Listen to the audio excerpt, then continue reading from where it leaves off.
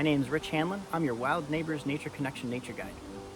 I've noticed that in my neck of the woods, many of our feathered neighbors have completed their nesting season, the young have fledged the nest, and now the adults and the youngsters are beginning to form mixed flocks with different species of birds. But that's not true in every case. There is an American robin who lives in our front yard who last week had begun the construction on a second nest for this nesting season. She's working on a second brood this summer, and when I'm observing birds building their nests, I always like to take note of what kind of construction materials they are utilizing as they build it. And I noticed something very intriguing about this nest's construction, especially since when I'm spending time in an Adirondack forest, it's the lichens that drape from the trees and hang on the bark and even grow on the rocks that garner my attention a lot of the time. So I want to show you this nest. It's pretty interesting.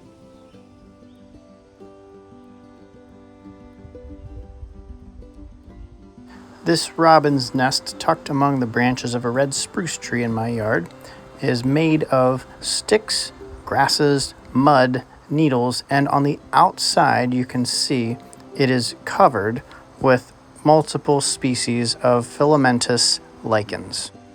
Lichen, which can be described as a friendship or a partnership between fungi and algae, is well known to be used as nesting material for northern parulas, chickadees, and hummingbirds. But then here, so here's multiple species that I found on the ground below the nest here. That is boreal oak moss. And this one here is called boreal beard lichen.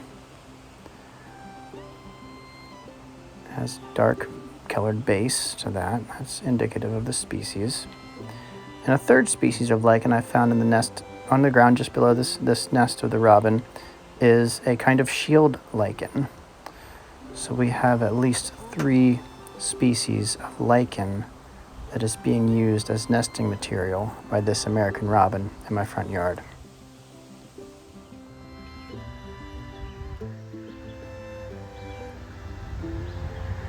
At the present time, our robin is sitting on the nest, probably on a couple of eggs. Take a look. Do you think she did well by placing the lichens on the exterior of her nest? Does it seem like effective camouflage to you?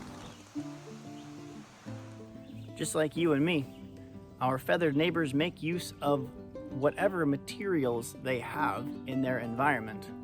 Because after all, you can't build with something that you don't have, right? You build with something that's available.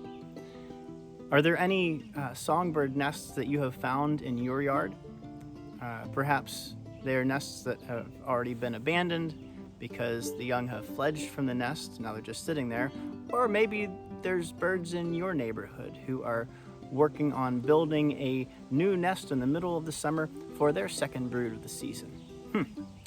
Well, there's only one way to find out. Get out, explore, spend time with the birds, see what nature's community's up to. Thanks for watching. I'll see you next time.